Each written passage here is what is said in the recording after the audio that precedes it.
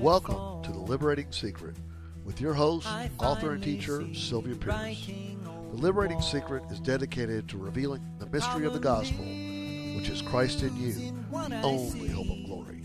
Let's join Sylvia Pearce for today's lesson.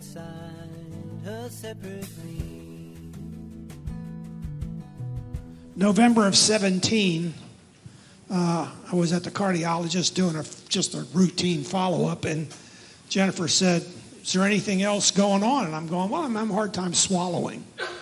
And she goes, "Well, go get it checked." And I'm going, "Well," and she goes, "Wait a minute." So she went and made an appointment. So that in November and December, I'm having a endoscopy done. And when I got done, I can hear the doctor talking to my wife and saying, "There's some scar tissue from where his esophagus is joining his stomach, and we have a guy that can rotor that out. May have to do it in a couple, 3 trips, but we can take care of it." And that was in December of 17. So in January, I'm back in, and they're going back in to do the rotor, and next thing I know, I'm waking up, and he's saying to my wife, "Get him out of here and go see Dr. Linker." So we truck over to Baptist, and I'm looking for Dr. Linker's office and can't find it. So I walked into this place, and I said, "Can you tell me where am I doing something wrong, Dave?" Oh. And I said, "Can you tell me where Dr. Linker is?" And they go, "Oh, he's right here." And I'm going, "Wait a minute." I walked in, pardon me? I'm sorry. And I said, "No, wait a minute. On the door it says Cancer Center." And she goes, "Well, he's right here." So I sit down. He comes out, takes Mary and I into a little waiting room. And his first words to me is, "When did you know you had cancer?" And I said, "I didn't until you mentioned it." And he said, and he was very, very factual. He said, "Well, here's the thing. You know, your esophagus, we got a tumor, and the procedure would be chemotherapy, radiation, and then surgery." And I said, "Oh, great."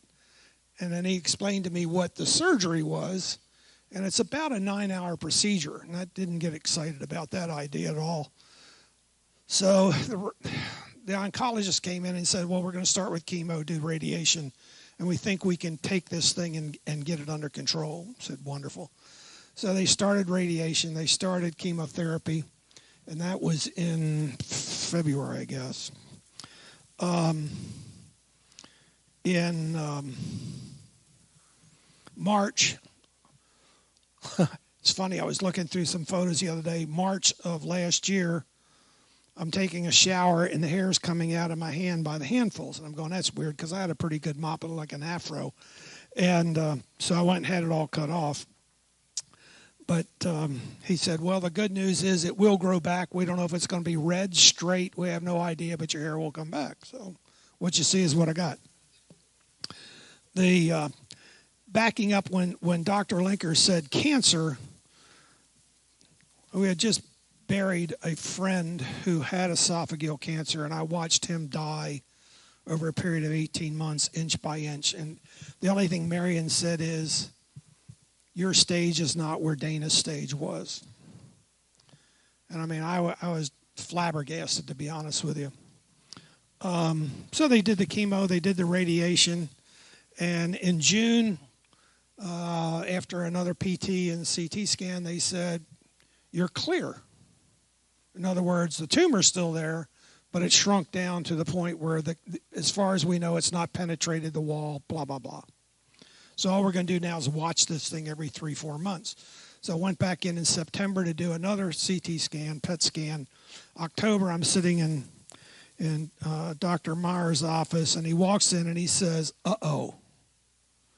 And uh-oh is not a word you want to hear from a physician. And I said, "Okay, what's going on, Stephen?" And he puts this thing up on the board, and he said, "See those little white spots?" And I said, "Yeah." And he said, "You've got cancer cells that have shown up in your lymph nodes up in your chest, not in my lungs, in my chest." And he's sitting there and he's thinking about, he's really talking and thinking out loud. And he said, "We got a couple of choices. We can't do the radiation, but we can go back with some chemo." And then he said, "I don't know, let's just watch this thing." And his little PA who's in the office with him, she's a sweet little gal. She was sitting on the gurney, and she said, I want to tell you, and I've never said this to anybody. She said, I come from an apostolic background that we really believed in prayer. And she said, we're going to be praying for you, and you will be healed. And I'm going, yeah, right. Okay. And I said to Stephen, I said, well, Dr. Myers, just give me, you got any date lines on any of this stuff? And he said, well, statistically 12 to 18 months. Well, that doesn't sound very good. So I can remember sitting at watching my kids and grandkids open presents, and I went, this could be the last one to sit and watch this family. And that was at Christmas, and we went back in for another follow-up because he said, let's watch it. They did another CT, another PT, and he walked in and he was grinning. And he said, there's nothing there. So what do you mean there's nothing there? He said, there's nothing there. And Ashley was in the room, and she looked at me, and I said, well, there's been an awful lot of people praying. And his words were, tell them it worked. Tell them it worked. I've been around a lot of people. I'm just about Sylvia's age. So we've had a lot of friends who have passed away over the years and watched different things, and a lot of them had cancer, and a lot of them, quote unquote, have been cured, and a lot of them still passed away.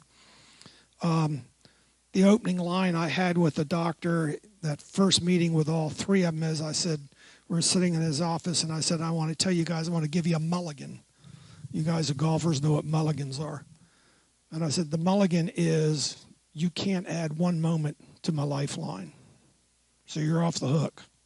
You can add some quality, but you can't add anything to this calendar. I know there's a day appointed.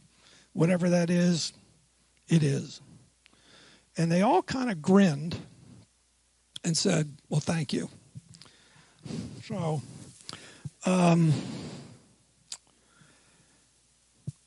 in December, when he said nothing is there, he also said you really ought to go get a second opinion.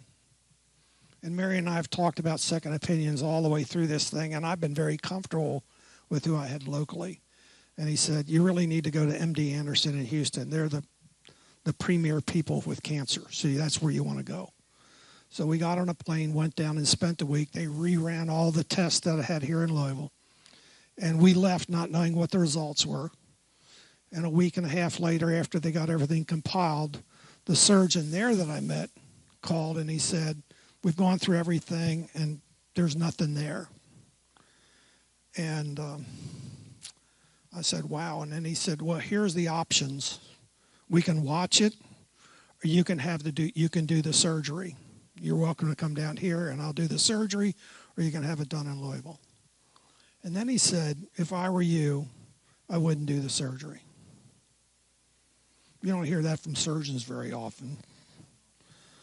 So that's been the adventure. Richard, we were at a Bible study at Steve's house, and Richard bounces up. This is, I don't know what month it was, September? It was right after our retreat. He bounces up and says, I want to pray for you. Well, he came over and laid hands on, a bunch of guys did. Now I'm a Presbyterian, so laying hands on us, that's weird. And I was, to be honest with you, I called Steve and I said, I'm really uncomfortable with all this. And my friend Joe Donaldson, I said, Joe, I'm, golly day.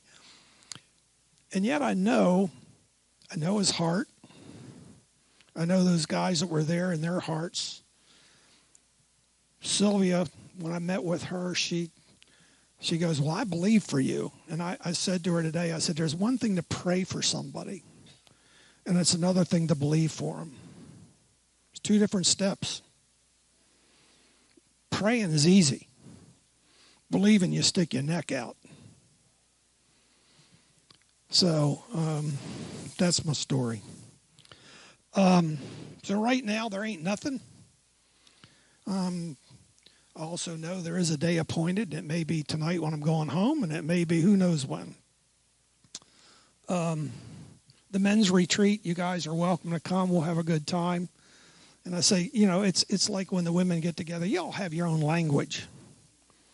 I was telling somebody at the table, I just read a book that says, here's what I said and here's what you heard.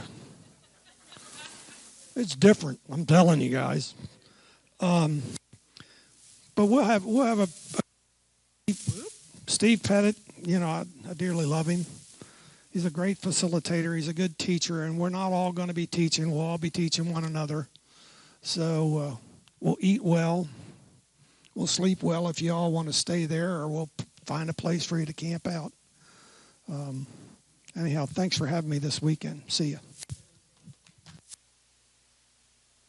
I hope that you are being blessed by the Liberating Secret.